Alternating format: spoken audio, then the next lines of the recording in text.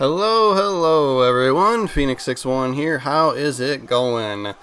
We are playing Skull and Bones again today. So there was an update today. This is sort of the last week of June, and there is the basically hard mode of the new sea monster for this season, right? So, and it is at Lenitra. You can pick it up here from the Sea People Hunt Master, like a lot of the other sea monster fights, right? With the exception, I think there was one last season that you got from the bounty board, but this is called Silent Death, and as you can see, it is level 15, right? So this same shark called Lestari was available previously, but it was only a level 7 trial, so it was actually fairly easy to do with the build that I'm going to show you that I have. That is not the case for the level 15 variant of this, right? So, and he's spawning in a different place too. So go into and track the mission here, and he's kind of by where the original ghost ship was, right? So the Oubliette's probably the best place to, travel to, right? So go there and then show up. And what's nice, if you can do this right now, highly recommend, because everybody is kind of sort of interested in fighting him. But we are using the snow, so the tank build. This is kind of my all-out sea monster build because it has the most health and it has the best brace. So, and that's kind of what you want. Like most of these sea monsters have one big giant melee hit, and if you're not in this ship, you might not survive it at this level. And then I'm using Dardanel's guns all the way around, right? So if you don't have those were available at the black market last season for, I think they were ones that were for sale for sovereigns. If you have any of those, I highly recommend. Otherwise, maybe just things that have explosive. So maybe Mons Megs or, Fire Bombards 3 might do some, but like honestly, these work the best. I think either way you're going to want to do a call for help when you get there and try and do that. I think you could probably solo him with Dardanel's guns all the way around in a good brace build. The problem becomes hitting when you get hit by him, you can only take one of those, and then you need that time to heal before you can take another one. And if he doesn't have any other targets, you might be the only one. I'm using Infernal Maw for the Aux weapon. I think you could use the regular mine spring loader if you haven't unlocked the Infernal Maw yet. Otherwise, use what you've got that does, explosives, kind of really what you're going for, right? I mean, I don't think you can trigger flood damage on the shark, right? So I don't think that makes sense. I did try using torpedoes against him, and they just don't make sense. He moves so fast, and they don't really do that much damage. Stormwoven Symphony is a really great armor choice. This is what I went with because this holding brace charges up sonic attack, dealing up to 6,000 damage. I didn't notice how much I was doing against him in this fight, but in the previous level 7 fight, I was consistently getting like 3,000 damage from the sonic attack from the hulls, right? So it just makes the most sense because his attacks are always melee, so he's right by you, and then you're going to hold brace when you see it coming, and then he's still by you when you release the brace, right? So previously I was using the Venom attack from last season, right, where similar concept, right? If you took a hit while bracing, it released poison, but I don't think that worked very well. Anyway, water tank for the major furniture. I think you might be able to get I've been getting that from drops, but you might be able to get that from the bartender as well. The maintenance forge, this is actually kind of a nice to have. If you do go down, you'll heal your severe damage as you drive back into the fight. Bombard works. This is to help with the explosive effect on the Dardanel's guns, and then double planked hull. Another good recommendation here because this level 15 guy hits pretty rough, right? So that is how I built out the ship. Obviously tweak it how you see fit. And then, from the Oubliette, we go and sail to the event. And as you can see, nobody else is here, right? But zoom in on him once you get there, and then hold X or whatever button it is for your console or game, computer, right, to do the call for help. Since he is so new, people are really interested in doing this right away. So I do kind of recommend trying to jump into this because I'm going to skip ahead about halfway through the fight here just for the sake of time. and you'll see how many people came and joined me. It was a good chunk of people, right? So, and yeah, so about halfway through the fight here, and then I do think that, like, I saw other people using other weapons, and I do think that I was probably doing the most chunky of the damage, right, when I was hitting him with the sort of the full side salvo of the Dardanelles guns. But yeah, if anybody has suggestions, leave them in the comments. I do occasionally test out everybody else's theories, right? If I believe in you, right, we'll try it out, and that way we'll let people know if something else works better. I know, like, you know, for Dardanelles guns, if you don't have them from last season, they're kind of tough to get, right? So, you know, what would be your suggestion for doing damage to this guy?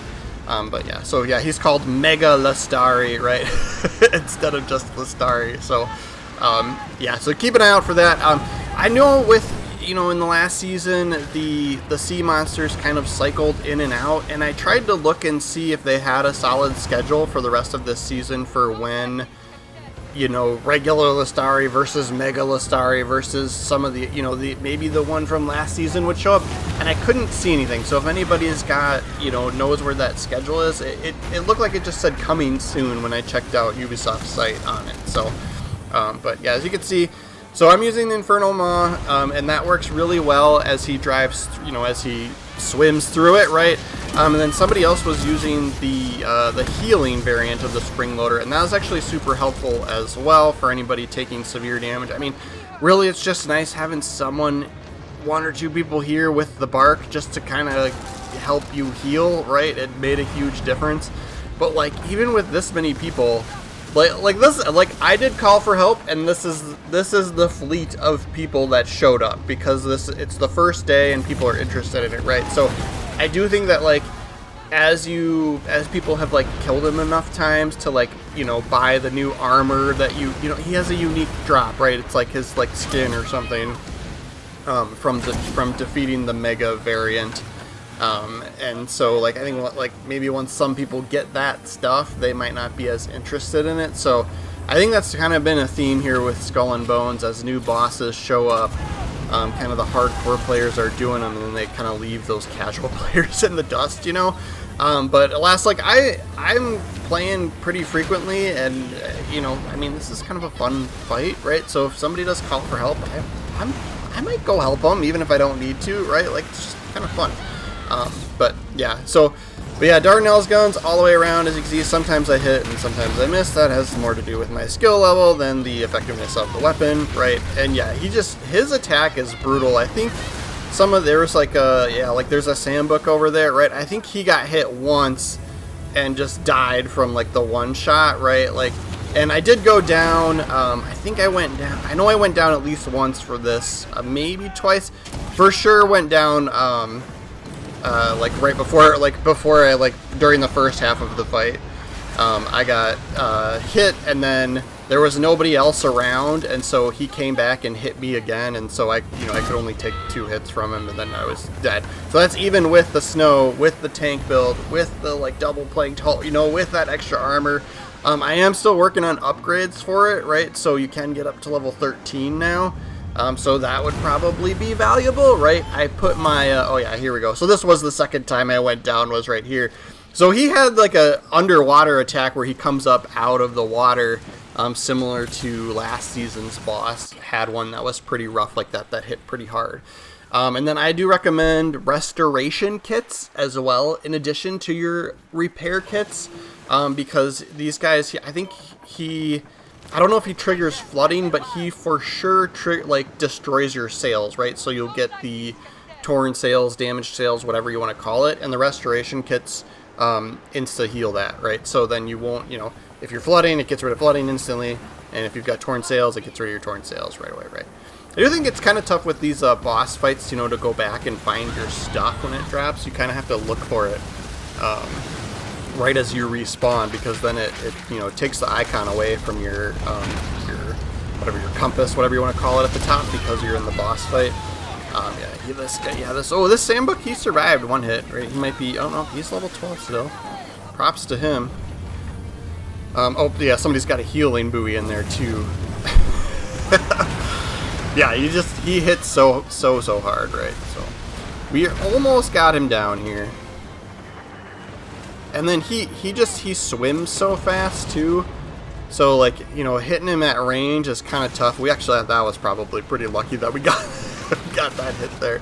And then you do kind of get to a point where you can kind of predict his movements. So having the spring loader weapons is helpful. Those seem to do pretty well as well.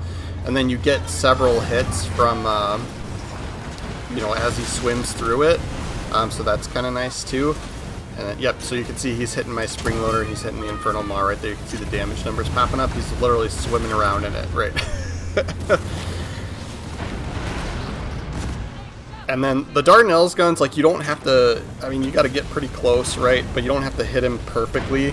I think that's part of the advantage there, is since they do that explosive damage, sometimes you're getting damage from the explosion versus, like, if you're flying in here with regular culverin cannons, right, you end up hitting the water, and sometimes you don't do any damage, right? So, highly recommend the Dardanelles guns for, I mean, if anything, they're good for just a general sea monster build, right? I was actually working on a video for just a generalized fighting sea monsters and sea monster build, and then realized that this guy got tougher this week. So, putting this out there today for all of us to enjoy, and we will do our general sea monster build later, right? So we finish him off right here at the last second as he's beating the crap out of me and this this Sambuck here, who survived again. I was kind of impressed, but he's got torn sails. You see, he's got torn sails, and then I'm legit got that was a spam message when I went back and looked at that. So yeah, so I used the restoration kit that gets rid of the torn sails right away, and then yeah, there's some people here in the bark, so we're getting healed, right? Thank you everyone who showed up. If you were in this video, I appreciate you coming and aiding my call, like, right? And then of course, yep, you'll go back to Lenitra to turn it in, so we will do that. Boom, we're there. Look at that magic. And then I'll show you the armor piece. Like, I'm kind of curious how this is gonna work, but yeah, turn in the mission. You'll get a chest, so we'll open that up and see what we get out of it today. And of course, yeah, there's a challenge for the Smuggler's Pass for the season, whatever. But I've already completed everything in there, so it's kind of useless to me. So we'll go ahead and open. Yeah, this is the Lestari skin, so this is the unique thing that's going to drop from him. And I think you need 4 of those for the unique armor piece for him. But you do have a chance to get it from the chest as well as the Lestari trophy, right? So we did get another skin piece from the chest. Everything else is kind of, well, the dripped overcoat, I'm sure that's probably unique cosmetics, right? So I'll load out all of this stuff. We'll transfer it over to our warehouse, and then we'll take a peek in the store, and I'll show you what I'm talking about for the armor piece. If you haven't already seen this, it's been in there. Right, the done for the ship emote, firework, whatever you want to call it. That's pretty cool. I actually did buy that.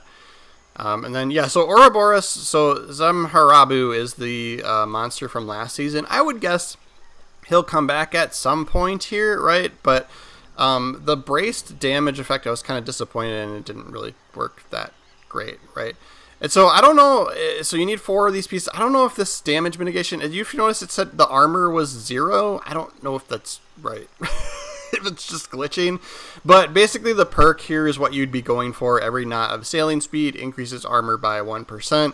So I think this would probably make sense for a Brigantine build, right? Because you're, typically you're using that ship for speed. But yeah, here it's a damage mitigation. It says 0. I've seen things incorrect on weapon cards before. Either that or it's like legit tied to being moving. I don't know, but yeah, like, so I'm gonna guess that something's off there, right? Because it's a 420 gear score armor piece, but yeah.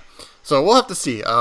We'll keep farming this guy and see how it goes, and if I'm up for it, I'll get that armor piece and see what good it really is, right? So stay tuned if we do that. But I was kind of guessing maybe it just wasn't working, but because I've seen that before on some other weapon cards, but yeah, whatever.